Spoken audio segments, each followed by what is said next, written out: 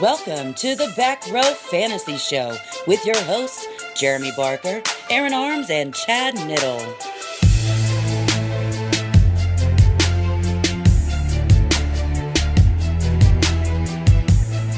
Hey everybody, welcome to another episode of the Back Row Fantasy Show with Arms to my left. Good morning, afternoon, evening, whatever time it is for you. And Nit. He's actually sitting sideways. He's that skinny. Yeah, I don't think he's here. Oh my God, he's not here. He's so he's not here. We're going to get the same value that we normally get. Apparently so. Just playing, Chad. Just playing, Chad. Love you. The same wonderful, fantastic analysis that Chad the Niddle always brings us. Yes. So, all right, you go ahead. I was getting ready to say, I'm interested in what you got to say first. Trades. That's exactly what I was going to say. I mean, this is the most exciting trade deadline I can recall. It's definitely a good one, for sure. I mean, so obviously pre-deadline we had Cooper get traded. We get Golden Tate traded for what feels like peanuts. I mean, it wasn't. This is the real NFL. It wasn't. I mean, he's going to walk away. He's a free agent after the season. So. And he's 30. He is 30. Receivers, especially one like him, they last a little bit longer, longer than a running back does, of course. Then Demaryius Thomas. I mean, that was a big move for the Texans. Like it and dislike it for various reasons. So let's run down the list here. Tell me what you think of some of these. So okay. So first and foremost, I think the biggest winner, football-wise, in total, for this trade is the Eagles. The Eagles are going to love Golden Tate. Alshon Jeffrey's already looked great. Besides that, Aguilar's been kind of a bust this season. Aguilar was really solid before Alshon came. He was really solid before Alshon. He was really solid before Wentz. Yeah, you're right. So the biggest loser to me is Nelson Aguilar for the Eagles, but the biggest winner overall is the Eagles to me because the Eagles just got themselves a dynamic after-the-catch receiver. Glue hands. I mean, the guy just an absolute PPR monster. Golden Tate, I've said it before, he's not the most exciting guy to have on your team, but you need a Golden Tate on your team. You know, I traded Corey Davis, I think it was, a second and a third to get Golden Tate because I know I need a player like that, someone who's always going to be consistent. He's got one of the lowest floors because on his bad weeks, he's still going to catch 5 or 6 balls, still going to get you between 60 and 80 yards. That's his bad weeks. His good weeks, he's going to catch you 10 balls, get you 150 yards, and maybe get in the end zone twice. Yeah. Golden Tate is a very solid player. He's getting a little bit up there in age. But you know what? This is a football move. They don't care about they don't care about fantasy, in Philadelphia. But I think that is a huge move for the Eagles. It shows that they are committed to trying to get back to the Super Bowl this year. Yeah, I agree. And it could possibly work. Bringing Golden Tate in could possibly get the Eagles to the next level of play that we have seen lacking since their Super Bowl win. And it could help. Fantasy implications, I think Golden Tate owners have to be a little disappointed. Not a lot. Barely. Not a lot. Because you've got a better quarterback now. Matthew Stafford is severely disappointed this year. A better quarterback NFL-wise, yeah. A better fantasy quarterback, I'm not sure. Stafford throws the ball a ton, but regardless, but look how many touchdowns Alshon's got. Ertz has got. Now, if anything, to me, the addition of Golden Tate, I don't even know if it hurts any of them. I think they're just going to commit a little bit more to the pass. I think it definitely hurts Tate a little because Tate was. I meant the other guys. Okay, the Ertz and Alshon. Yeah, Tate was the number one option in Detroit as far as I'm concerned. Now he's got to contend with Zach Ertz. He's never had to contend with a big time tight end. He's got to contend with Alshon Jeffrey. I don't think it hurts him much, to be honest. He's a PPR machine. He's not known for the touchdowns. In between the 20s. Golden Tate's still going to be great. He's still going to be, what is he now, a wide receiver 2? Yeah. He went from the back end of wide receiver 1 to the top end wide receiver 2. That's exactly how much it hurt. Not much. Maybe 1 to 2 fantasy points a game. Maybe not. Maybe he just comes in and he's the best receiver on that team from the get-go. It's possible. We saw what Carson Wentz could do last year. Carson Wentz has the ability to have MVP caliber production. Absolutely. So, he and might their running game's terrible. Yeah. I mean, they're definitely going to have to throw the ball. Someone who is as efficient and as good of a pass catcher, as good as he is at getting open in those short and intermediate routes as Golden Tate is, he's an extension of the passing game. Yeah. It's as simple as that. Golden Tate, you want to talk about who it really hurts? Corey Clement. Oh, yeah. Clement's basically... Clement's struggled a little bit, not a little bit, quite a bit here recently, but he's going to take up a lot of those short routes that Clement had because, Tate's one of the most sure-handed guys in the entire league. Yeah. Now let's talk a little more, definitely biggest trade winner, I think, Eagles. Do you agree with that as far as, we're not talking fantasy, we're just talking deadline winner, Eagles? Or do you think someone else won big? A lot of teams won. There's a lot of teams that won, but that's probably the biggest win. Okay, I agree. I mean, you got a Super Bowl defending team that grabs Golden Tate. They're definitely going to make the playoffs. I have no doubt about that. Yeah. And if they get there, it's hard to tell where they can go from there in the NFC. Anything can happen. Anything can happen. Anything can happen. So the next biggest trade to me, pretty obvious, should be the most as far as deadline day goes. Demaryius Thomas to the Texans. I think it's a win for the Texans. So Fuller goes on IR. Right. Okay. They replace Will Fuller with someone who's, 5-6 inches taller? Yep. Not as fast, but there's not a lot of people as fast as Will Fuller. But he's a deep ball threat, and he's faded a little bit.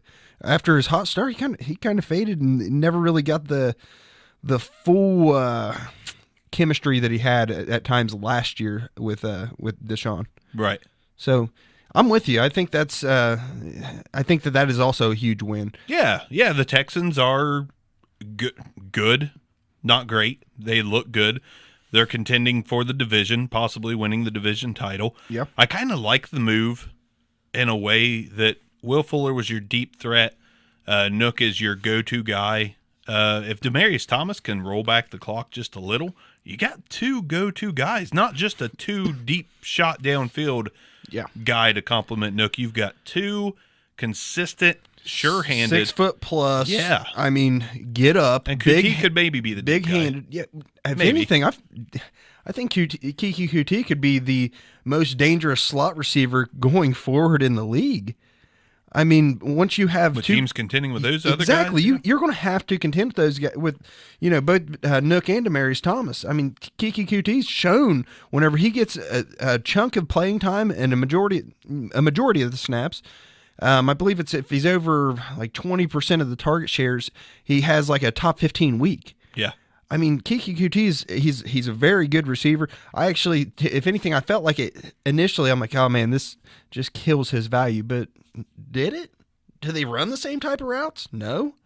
They don't play the same position. Essentially, they play by name the same position, but Kuti fits in better as a slot. And now you absolutely, positively have to account for Demaryius Thompson. Obviously, you always had to account for Nook. Yeah, and I agree. What do you think fantasy wise?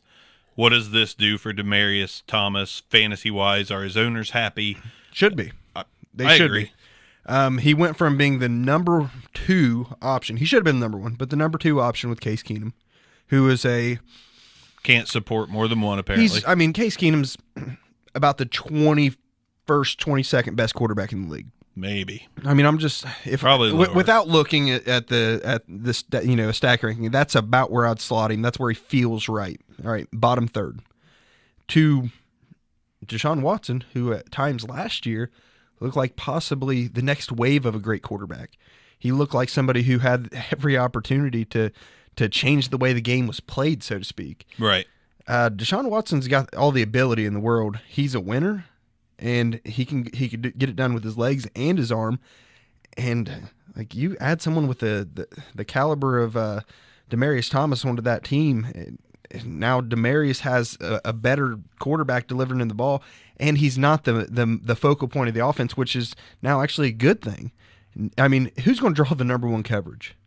Yeah, it's never going to be Demaryius Thomas. He's going to be facing, sometimes slot corners.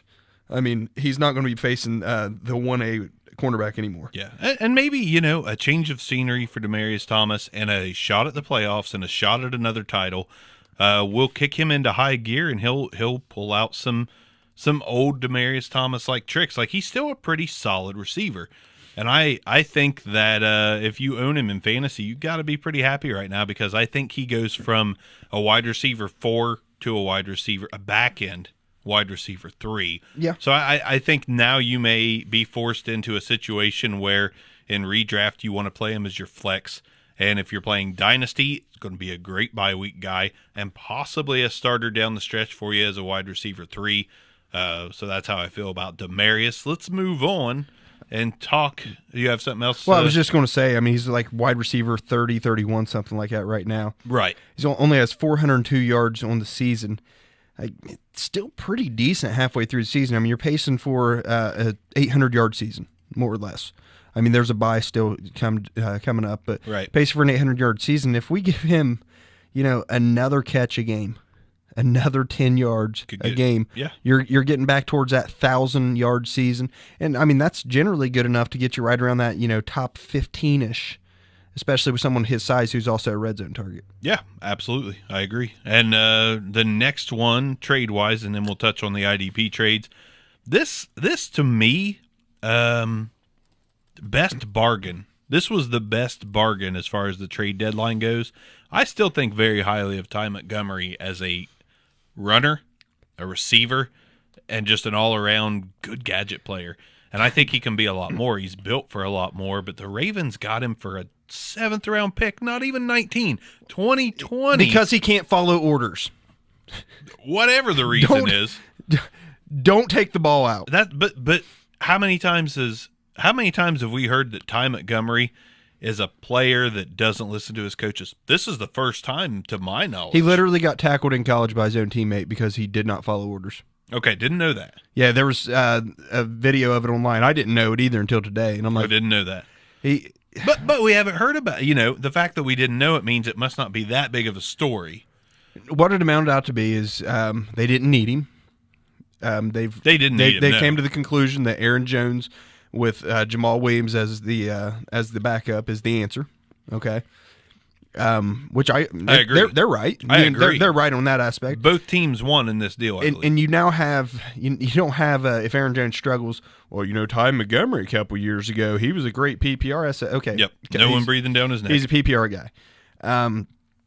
And he's probably I don't know, his contract situation has got to be coming up soon because he's not terribly old. I think he's signed through next year. Okay.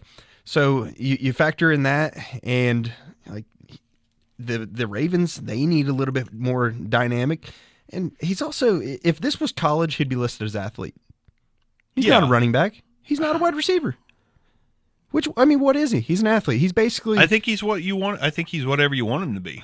He can do both, and I think he can be effective at both. Maybe not your main guy at either position, but if you need one or the other, which the Ravens could use both.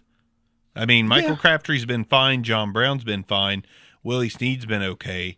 But to add another element, Ty Montgomery could make Crabtree and Brown that much better because there's one more guy team's got to worry about defending. And as a runner, Alex Collins has been fumble prone. Javorius Allen, we all know how you feel. I feel the same way about Buck Allen. Buck Allen. Ty Montgomery, to me, has the potential to take over as the starting running back, I feel. And to pay a 2020 7th-round pick for that, I'm not saying he's going to, but I did go pick him up everywhere I could for as cheap as I could. Like, I wasn't about to give anything substantial. I gave a late second. I was going to say, I'm not giving like a high second. I wouldn't. I gave a late second because I throw picks away like candy wrappers. But to me, Ty Montgomery was a good pickup for a Ravens team that could possibly use him. Don't start him in fantasy. I'm not saying that, but if you can grab him and watch just for that chance. The time that you're tempted to is right now with all the bye weeks.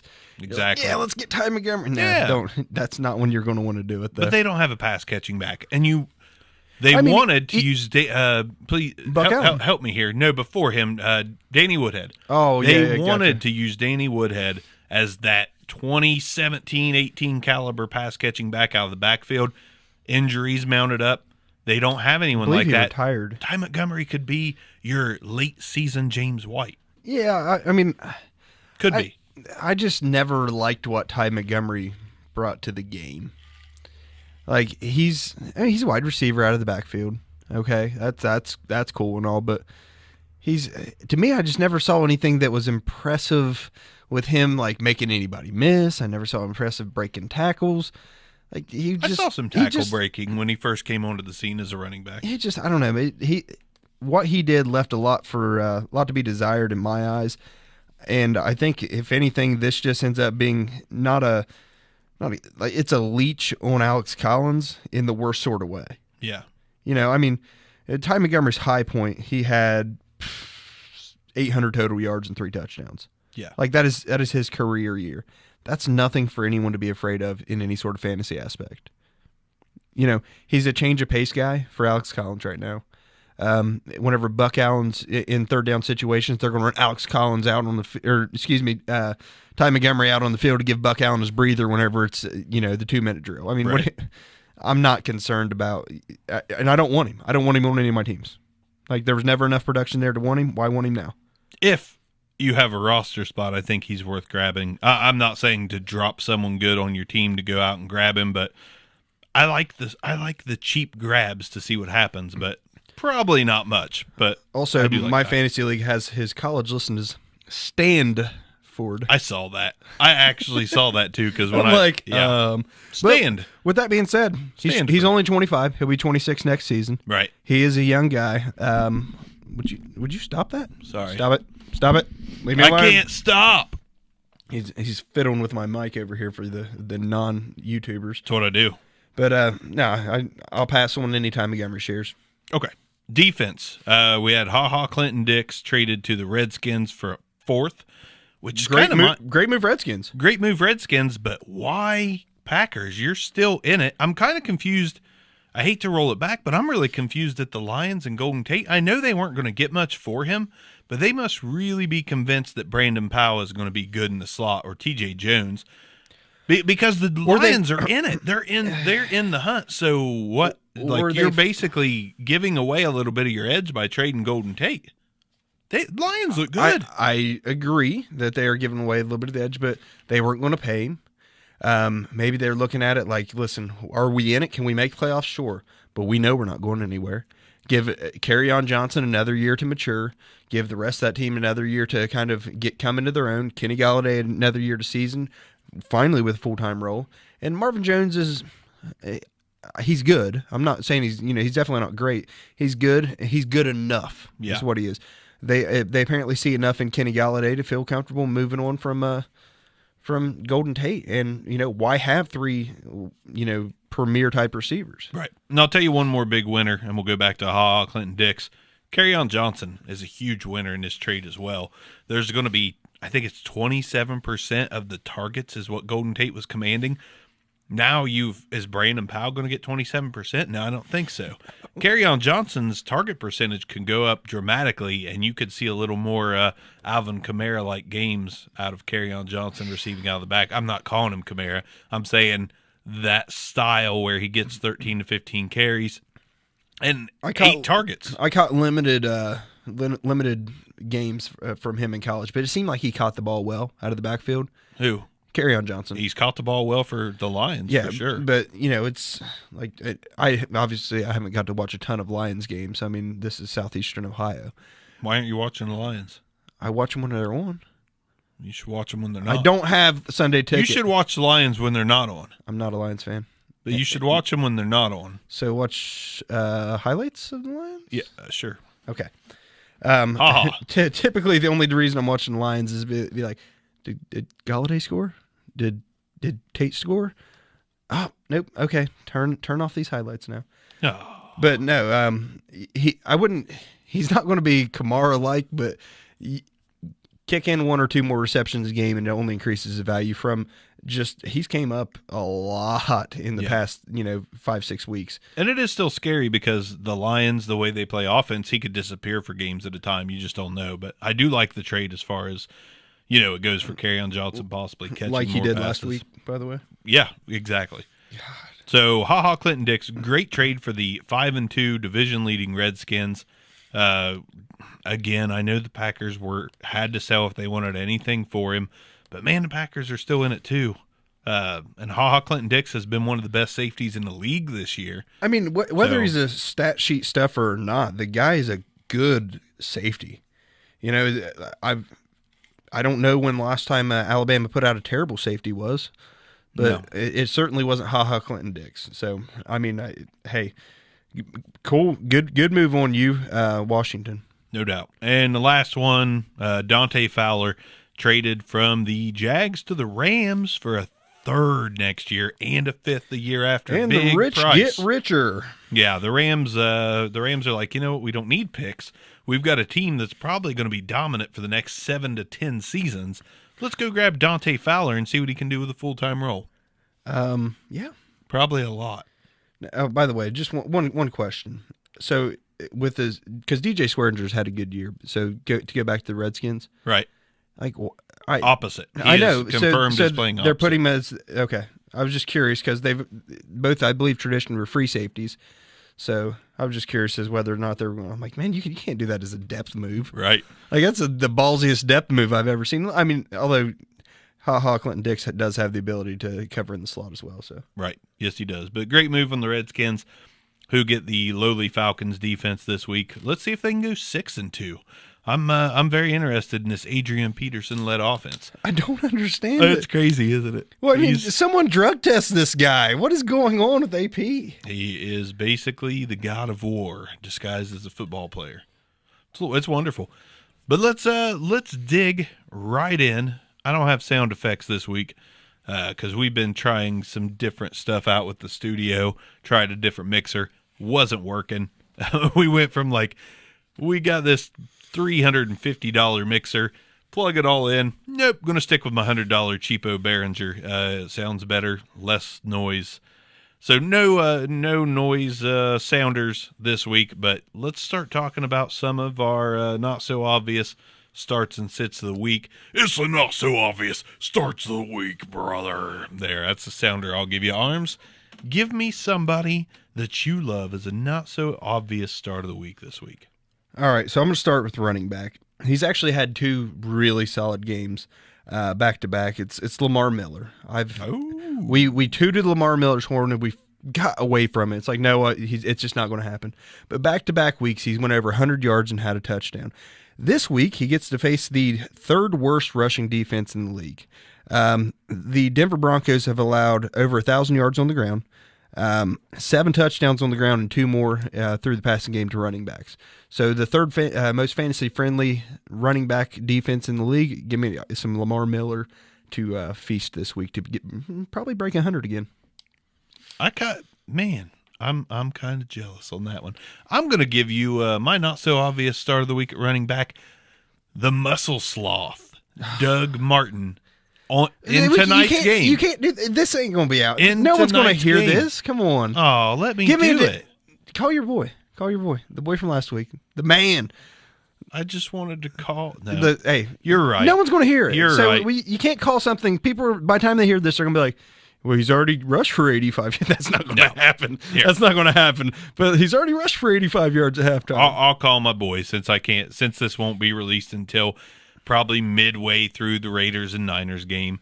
I'll go Isaiah Crowell against a Dolphins defense that has been giving up a ton of rush yards. Isaiah Crowell's probably going to have one of those games where we're like, holy crap, it's Isaiah Crowell again. The Dolphins have not stopped the run well at all in recent weeks. In the same mold as Denver. Yeah. They've allowed 7 on the ground over 1,000 yards, and they've actually allowed a 3rd touchdown in the air instead of just 2. Right. They're a worse defense on the ground than Denver. Absolutely. The only defense that's worse than those 2 is I'll take the bye week as my not so obvious start against that Arizona run defense. Yep, and they're the bye week rushes for 128 yards and 3 touchdowns. Yeah, and there is a lot of important guys out this week, so this is the biggest bye week so far to me. This is where I have the most hits on buys. Yeah. I have a lot of players on buys in all my leagues this week, so Crowell's going to be a good play for me. Almost my whole starting lineup. I've got Saquon. I've got Odell Beckham. I've got Golden Tate, who's now in Philly, and who's basically legitimately almost my entire skill set of my team is on a bye, and I'm just looking at it like, God, you want to hear who I'm struggling starting? so bad, and I got Sony Michel who's injured, so it's like, what do you play? Right. Do you play Matt Breida tonight? Like, who do you, man, yeah, no, but the Raiders also have an atrocious run D, so maybe. Well, let me tell you this: I rank my leagues like my main league, and then I go second, third, fourth, fifth, the favorites. Well, in my number two league, where I'm 6-2, just like 90% of my leagues, for some reason I'm 6-2. In this league, all I have is Carson Wentz at quarterback. I have no backup. I don't run a backup. I'll stream it. Well, streaming it would be great, but it's a dynasty league, and there's no quarterbacks on the waiver wire. You know who I'm starting this week at quarterback? I picked him up. Nick Mullins. That's starting tonight for the 49ers is my starting quarterback in my number 2 league. Did he get the start? Thank God I have a 2-game lead. Yeah, he's getting the start. I was going to say, because whenever I walked in here, he wasn't named the starter yet. It was 50-50. No, he's been named the starter. C.J. Beathard is active as the backup. Yeah, because his wrist, he's not able to grip the ball. So he's basically, Nick Mullins really falters. Then C.J. Beathard, we could see him, but he's active as the second string. They're going to try to give him a week of rest and hope that Nicholas Mullins gets it done against the Raiders. He's my starter tonight. I'm kind of excited about it because I want to see what he does against the lowly Raiders. Listen, could be a breakout. C.J. Beathard's had like 250-plus yards, it seems like, all of his starts. And I think he's throwing for 2 touchdowns in all of his starts. Why the heck not? Yeah. Maybe it's not the quarterback. Anyone could go apparently play in that Shanahan offense. Nick Mullins, baby. Let's do our QB not so obvious start of the week. Arms, who do you got? Oh, not so obvious. I'm actually going to go with Alex Smith this week. Freaking heck. I sounded like Napoleon Dynamite. I'm sorry. Gosh, freaking heck, Arms. It's okay. Keep going. I apologize. It's all right. Just the Falcons have allowed 11 touchdowns to wide receivers this season so far. They're one of the worst overall defenses against the pass. I believe in total yards, they're mid-pack total yards, but they just allow a ton of action in the end zone, and you don't have to throw it deep on them to beat them. And Alex Smith doesn't throw it deep. So, and last week it did show. It looked like he had. It looked like he kind of started getting used to the fact that Josh Dotson's actually on the team. He's thrown more passes to Adrian Peterson than I think he's ever had in his career. And, he spreads the ball around real well. I'm not comfortable with any of their receivers, but Alex Smith, I think he could come away with 2 touchdowns in the air this week. They do have Maybe quite a one few guys sitting out, but that was going to be my pick too, just because I think Alex Smith sprinkles in one of those good weeks this week. I'm going to go with Joe Flacco of the Ravens. Shootout. Maybe. You know what? These games, the Steelers and Ravens are notorious for not being offensive, explosive games. But you know what? They could legitimately score 45-44, come back 3 weeks later, 12-14. Oh, yeah, absolutely. But I think, that Steelers run defense is solid and that pass defense is atrocious. And if they do decide to play Ty Montgomery this week, which I don't know if they're going to or not, that can only help. But I think Flacco is going to have a pretty good time. This is going to be a passing team for the rest of the season, I believe.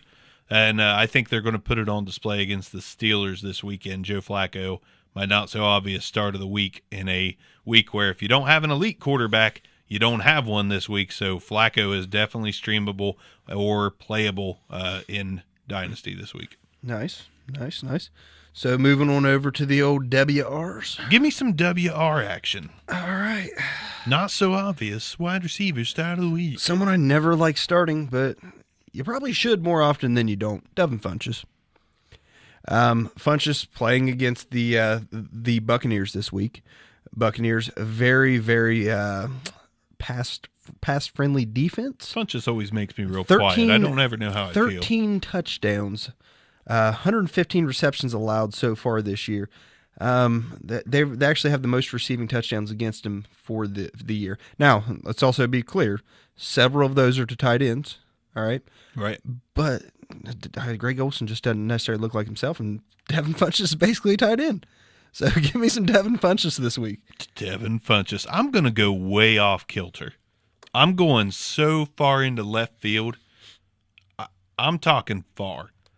Give me Terrell Pryor as your not-so-obvious start of the week at wide receiver, and here's a couple reasons why. Hey, you know what?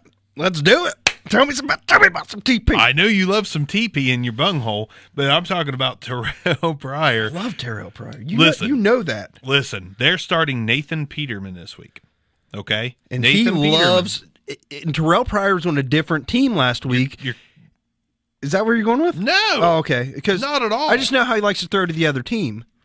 So I thought that you were going with he thinks Terrell Pryor's on a different team, and so he's trying to – okay, my bad. No. So Nathan Peterman – is starting for the Bills. I thought that was funny. Disastrous. It was pretty decent. No.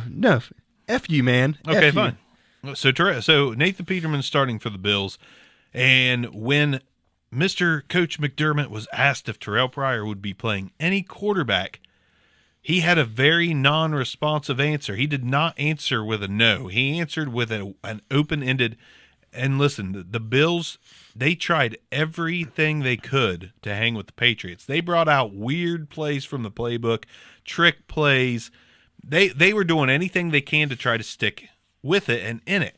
And then after that, which they played a pretty solid game against the Pats, honestly. The score doesn't reflect how solid they played. It was definitely closer than the final score was. I want to say they were within like 8 points until like 6 minutes left in the game. Right. So the Bills tried to pull out all the tricks against the Patriots. Didn't work, but then they go out and sign Terrell Pryor, a guy that they can use to try to pull out all the tricks against the Bears. And I would not be surprised to see him play some Wildcat snaps. They tried Wildcat snaps against the Patriots. So I wouldn't be surprised to see Terrell Pryor lead the team in targets and receiving. And passing yards. Not even joking. Possibly lead him in passing yards, possibly lead him in rushing yards. I think they have nothing to lose. They should roll Terrell Pryor straight out from the street and give him every opportunity. How hilarious would it be whenever the NFL's like, you're not a quarterback. You are not a quarterback. And Terrell Pryor's like, you know what? I'm not a quarterback. I've come to this conclusion, but man, I want to play in the NFL. It's been my dream to play in the NFL, and I'm gonna do what everyone tells me to do, and I'm gonna convert to wide receiver. And then he gets moved to quarterback for the freaking Buffalo Bills. It'd be pretty awesome. Oh God, it'd be so hilarious. Look, hey, I need you to unlearn everything that you learned about wide receiver. Yeah, we need you to sling the rock again, like you did a little in Oakland, a little bit in Cleveland. But man, this is far out there. But I am going to take a risk in one of my leagues and roll him out. I'm rolling him out this week as my wide receiver 3 in a league where I've got a lot of buys. Reason being, I have no depth in that league, but I only have him in one league. I might sit Keelan Cole for him.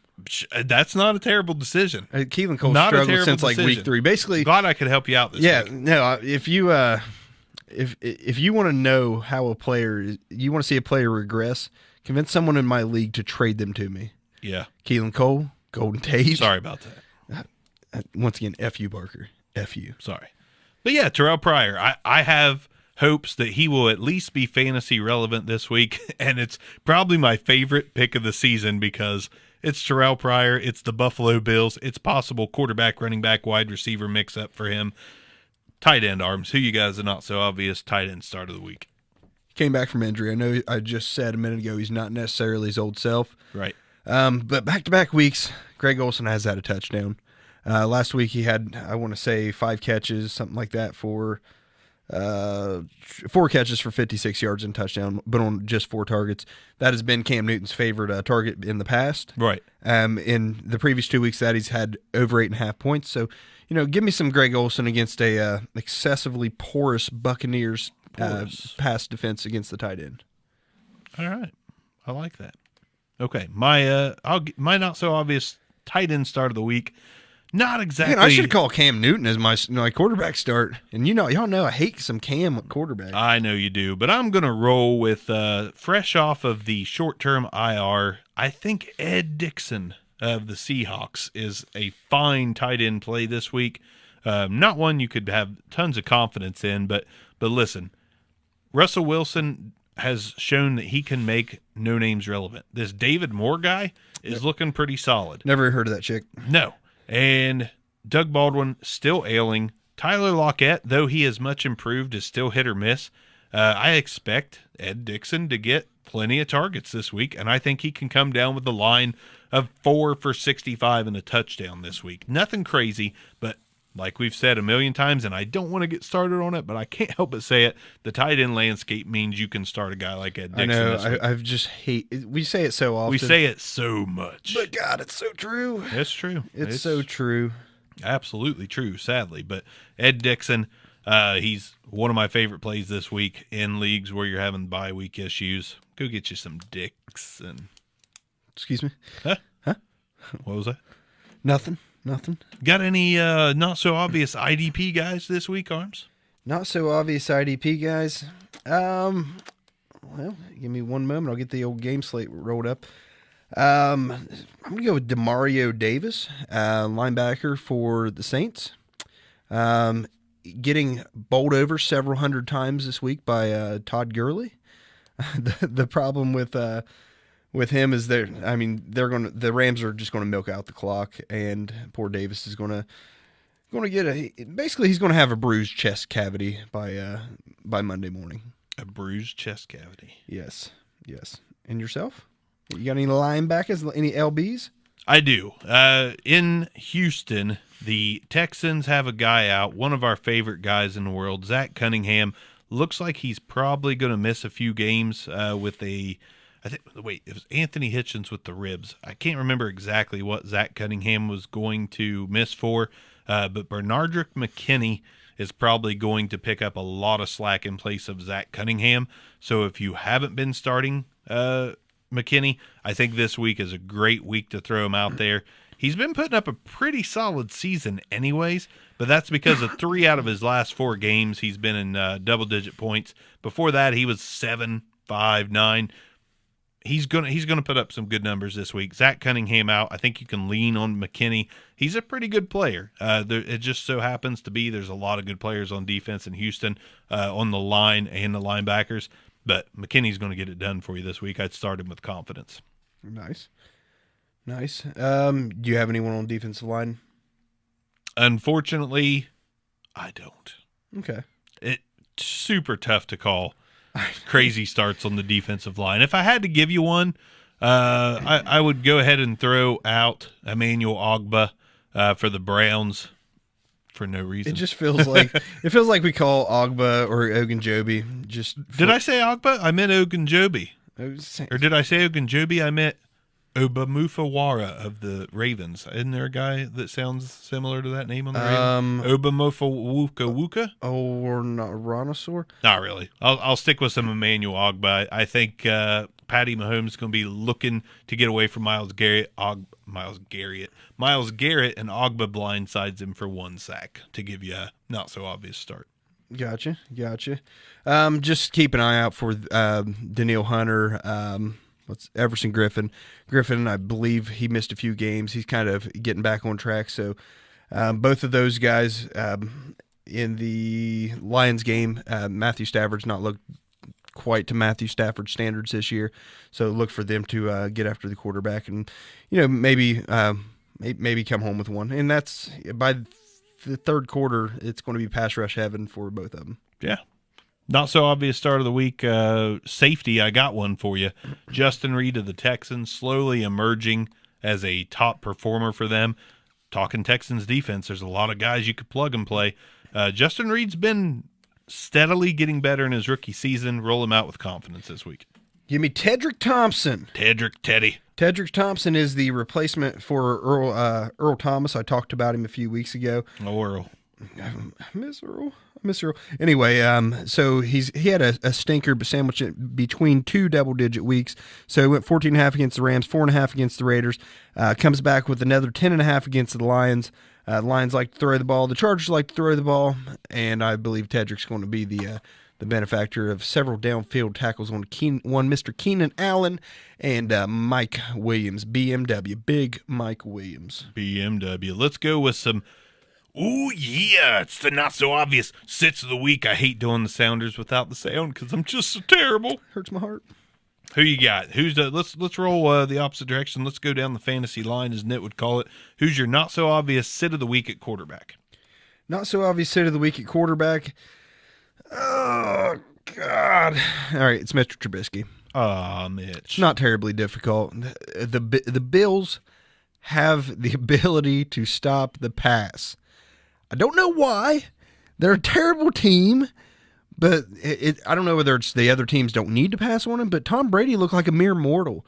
Hey, guys, I don't know if you've been watching any games that he plays, but he's 41 years old, said every announcer who's announced the Patriots game. Yeah. But Mitch Trubisky's no freaking Tom Brady, and if the Bills can slow down and hinder Tom Brady's performance, by God, they could do the same thing to little Mitch Trubisky. Oh, I'm going to go to the opposite side of the country on this one. I'm going to say Jared Goff. I think the Rams lose their first game of the season against the Saints this week. I'm actually with you. And I think it's simply because Goff has a bad game. The defense of the Saints, there's no reason to believe they can get it done against Goff, but I'm going into left field again. He had a little bit of a rough outing in the last game. I think he's going to be okay for you fantasy-wise. Like, I'm not calling a complete dud of a game. He's not going to Peterman it out there. But I think Goff throws 1 touchdown, 2 picks, 250 to 275 yards, and the Saints control the ball and eke out a win. Do you realize the New Orleans Saints have allowed less than 400 yards so far on the ground?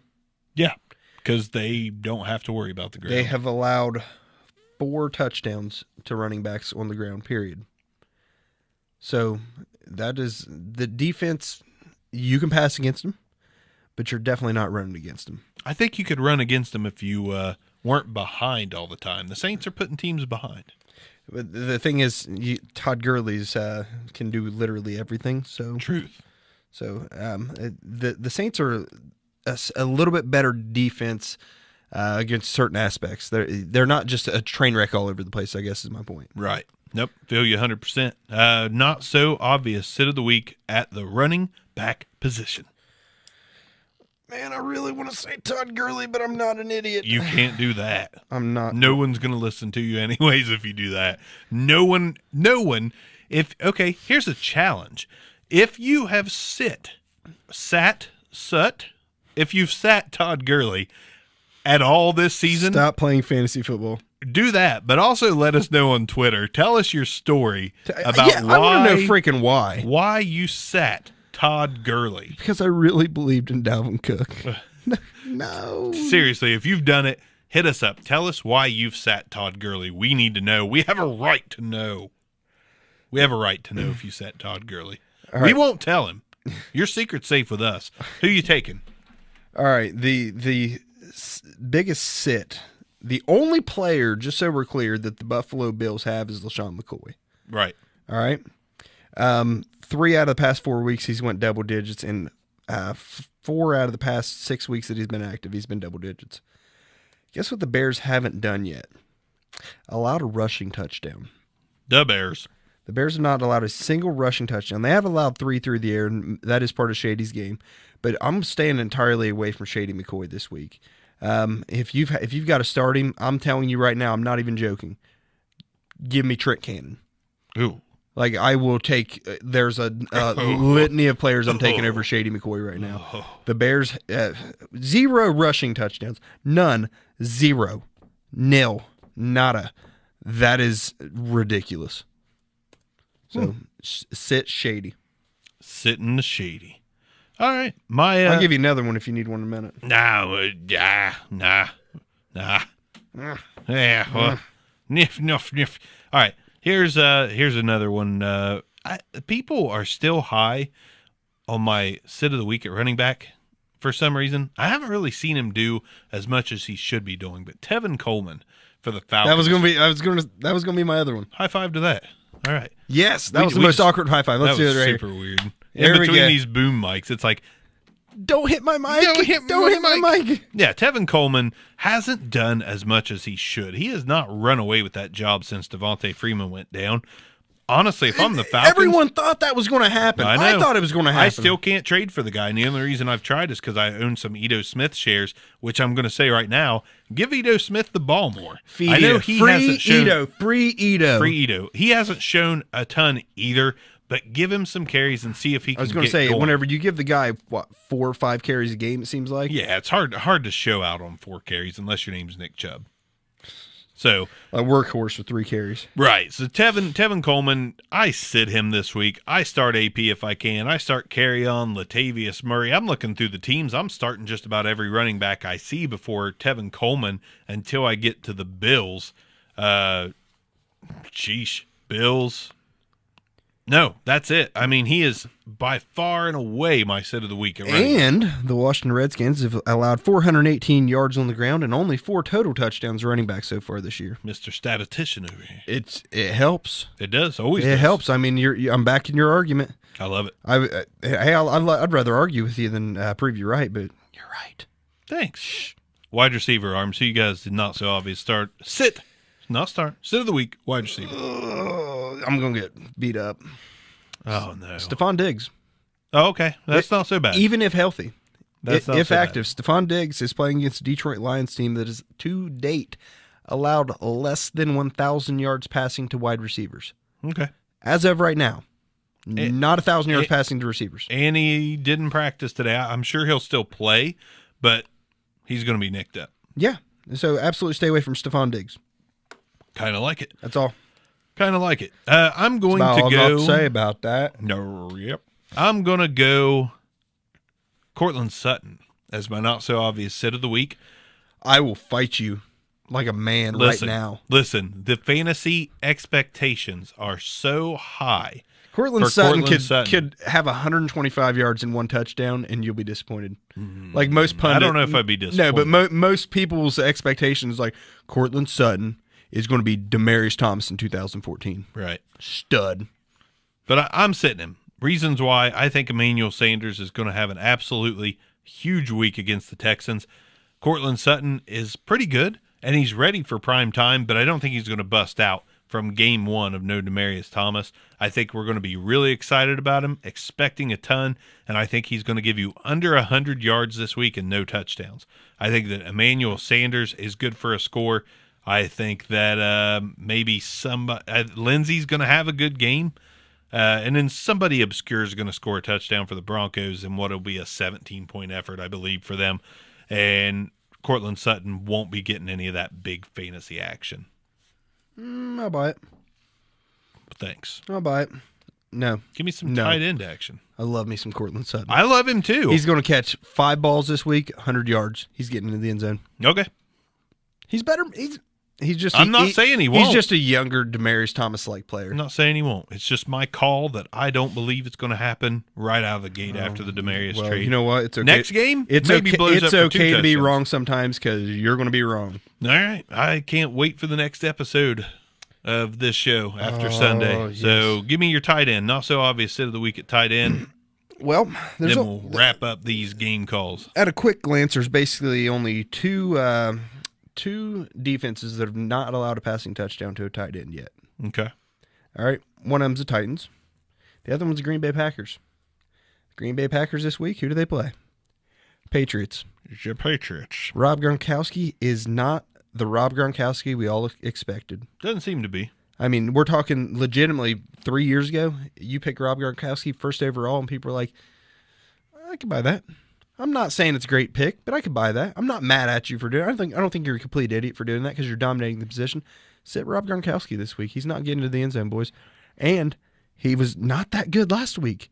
Gronk has just not been himself this year. I don't know what's going on with him. This, to my knowledge, this is the healthiest Rob Gronkowski's been in like 3 or 4 years.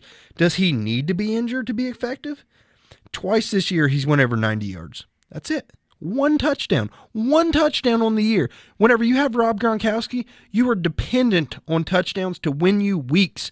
Rob Gronkowski is not doing that. He's only had over 5 catches twice this year. Gronk, selling for the name value right now. It wouldn't surprise me if Rob Gronkowski retired at the end of the season. Ooh, wouldn't surprise me either. We heard the rumblings. I think his head's not 100% in it, to be honest. That's what I think. I think his heart's out of the game. Yeah. Now, with that being still said, talented. He's on pace for a 900-yard year. Oh yeah, he's still a good tight end. He's still just not Gronk. Not god awful, but right. What's going on with him? I do not know. My not-so-obvious sit of the week at tight end is a guy we love to talk about, Austin Hooper. I believe the Redskins are going to control some clock. I almost cursed. Yeah. I almost cursed right AP's going to be controlling some clock, man. Adrian Peterson's going to do what Adrian Peterson does against bad defenses, and Alex Smith is going to do those short dump-off passes just to chew clock like crazy, and Austin Hooper's not going to get much of the target share this week with the Falcons not playing as many minutes as normal. Austin Hooper, I say you can sit him this week. Arms. I actually think Austin Hooper's going to be okay. Well, like, it wouldn't surprise me if he got into the end zone. It wouldn't. I don't think he's going to have 75 yards and a touchdown, but one or the other wouldn't shock me. 75 yards or a touchdown. Okay. So let's move on to the game calls. We got game calls. I know it's already going to be done. Maybe an hour after this is done. Give me the Raiders. Okay, that's what I was hoping for. Give me the Raiders too, especially against Nick Mullins' 49ers this week. Who knows what they're going to do? This may be the safest pick in the league this week because the Raiders are bad. Yeah, but their offense is much better set up right now than the Niners. And the Raiders looked good on offense last week. On offense, yeah. I mean, they got the brakes beat off of them long term, but on offense, they actually look pretty decent. Absolutely. Falcons, right. Redskins. Skins. Alex Smith knows how to win freaking football games. I agree 100%, and I think the addition of Ha-Ha Clinton-Dix, knowing that Adrian Peterson's the guy they want to run the offense through against the defense that's tore up, messed up, give me the Skins as well. I'm starting to buy into this 5-2 team. Lions, Vikings, Arms. Gosh. Tough one. It is a tough one because I really like what Latavius Murray's putting on this so far this season, what he's been showing. Adam Thielen is one of the best in the league. I believe I had him as a top 5 receiver in preseason, just so we're clear. And I actually like what the Lions are doing on offense. The Vikings have the superior defense, though, so give me the Vikings. I'm going Vikings, too. I do like the running game and the passing game. For both teams. For both teams, but the Vikings I like just a little more, and I do believe the Vikings are going to be that second half of the season team that fulfills their potential of what they can do. I like the Vikings starting it off. Serious question before we move on. Latavius Murray, what's his value right now? Oh, man. If you're a contender, I think you pay a first for him if you need a running back, too. Okay. If you're not a contender, I don't think you're buying. Okay. And by the way, guys, trade deadlines are approaching. Be very realistic about your season. This week I had a guy who's 2-6 who said, I don't want to blow my team up. Oh, crap. Here we go. No, but this is the time to where you start targeting those high-profile IR guys away from some of your contender guys, maybe for a pick or someone who's active. We don't know whether Latavius Murray is going to be a starter next year in any team in the league, on any team, right? Right. So if you've got Latavius Murray and you're struggling, like I said, at 2-6, and you've got someone who's got a Devonta Freeman, or maybe even a more high-profile guy. I can't think of anyone more high-profile than Freeman who's actually on IR right now off the top of my head. Or maybe someone who's got Leonard Fournette, and they need that solid guy to push them into the playoffs, push them into, possibly a championship this year. Right. Try to make that trade. Yeah. Now's the time to do it because trade deadlines should be approaching in most leagues. I agree. And there's no better time to build. No better time to build your rebuild than the trade deadline because everyone gets desperate. Yes. Contenders get desperate around this time, and they're slinging deals for anyone that can help them get to the next level. And as a contender, stop valuing your second rounder whenever you can get someone to help you win the freaking league. Oh, yeah. Well, don't worry about your picks. If you need defense and IDP, give those picks up. I'm telling you right now. Give them up. If I had what was presumably like the number 5 pick and I needed a linebacker, I would try to trade that for Darius Leonard right now. Oh, man, me too. All right, good luck doing it, but me too. I don't think, if I had Darius Leonard, I don't think I'd accept it. But no. I would do that. Steelers, Ravens, Arms. Steelers, yeah, and they're hitting stride. Steelers. I like Flacco's possibilities this week, but I think it is going to be a higher scoring game. Steelers are on a roll. They're going to. I believe they're going to win the division and win this game. Chiefs, Browns. It's starting to get easier to call this one. Not the Browns. Not the Browns. I'm going with not the Browns as well. Jets, Dolphins, Arms. Brock Osweiler starting again for Miami. Oh, in that case, Miami. No, give me the Jets. Yeah, give me the Jets as well. I think Isaiah Crowell, it's going to be on the back of Crowell, one of my biggest picks. I actually think that your Cannon pick was just a week early. I think he's going to be fine this week. I'm not even joking. He may be. Bears, Bills, battles of the Bears. Bees.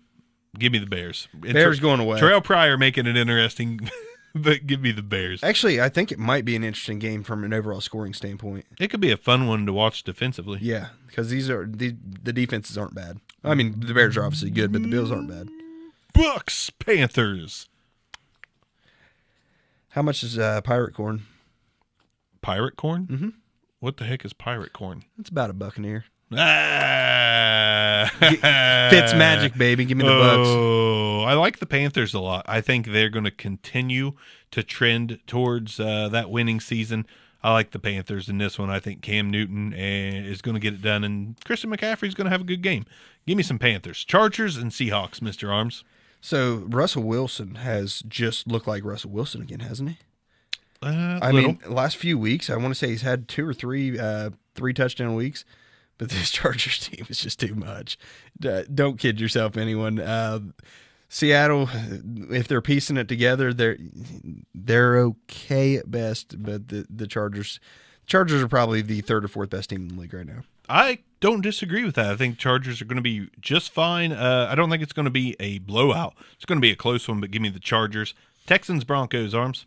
Battle of Demarius versus his old team already. I think it's Texans. I think the Texans just out-talent the Broncos overall at this point. I agree. And whether you want to even look at the other play, I mean, obviously Nook's the superior talent. The running backs go to the Broncos, but the quarterback, it's a chasm of talent between Deshaun and Case Keenum. It's just not close. I agree. Texans win it fairly handily, in my opinion. Rams, Saints. I already told you that I think Saints are going to pull the I do too. The win against the Rams. Too.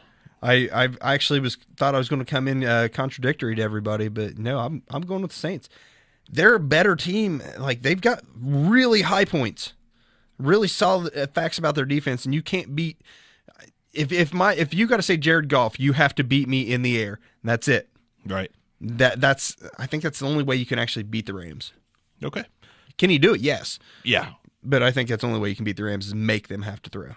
Packers, Patriots.